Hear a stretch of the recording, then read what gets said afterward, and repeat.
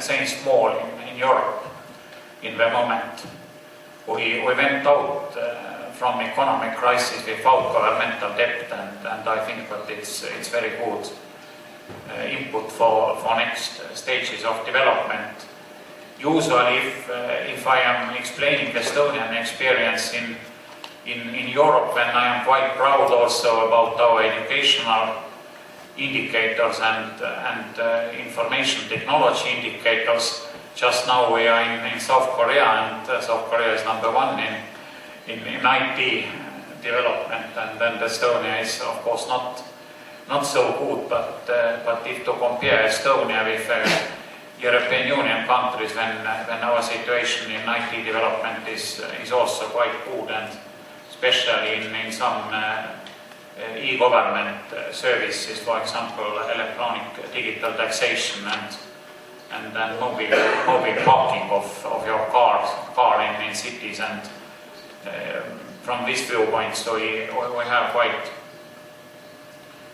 quite good level, and our IT companies are also quite successful. I think that probably all know the Skype, but very few people know that Skype is Estonian invention and worked out in Estonia. Please the next slide. Very shortly about our economic development, and why I am showing these slides. The idea is to explain that it is possible to change radical economic structure if it's needed.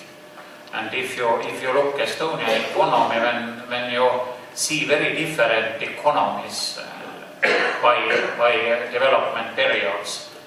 Estonia belonged into Tsarist Russian Empire before the First World War, and when Estonia was quite industrialized country, we had a huge factories in shipbuilding and machine building and textiles and so on, that serviced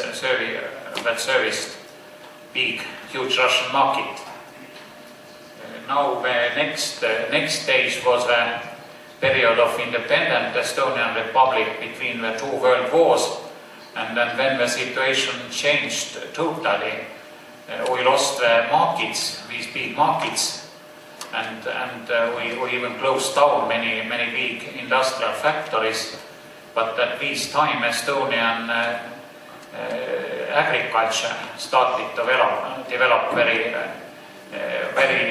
well because of land reform.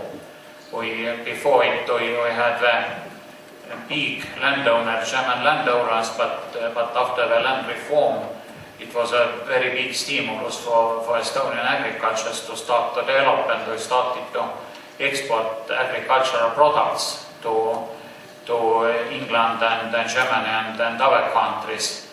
And at 1930s we started to develop our national resources, water power and other types of national resources, included oil shale for energy. And at the end of 1930s we had not only good agriculture but new type of industry that was oriented on domestic markets, and the living standard was maybe a little bit less than in Finland, but quite comparable to Finnish one. Now the next stage, please, the next slide. Soviet period, at that Soviet period there was industrialization again we started to build up big factories for working for Russian markets and large-scale energy, but also Estonian agriculture was oriented, agricultural products was oriented to the markets of our republics of Soviet Union, and then more than 90% of our economic links were connected with previous Soviet Union.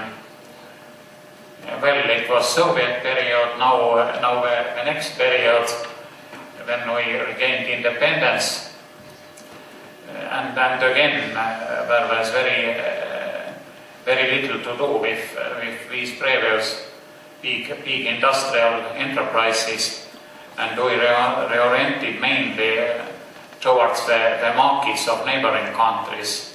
Finland, Sweden started to cooperate with the Finnish and Swedish companies in the beginning in subcontracting, and then to try to rise the level, and we were quite successful because there was no big unemployment in Estonia.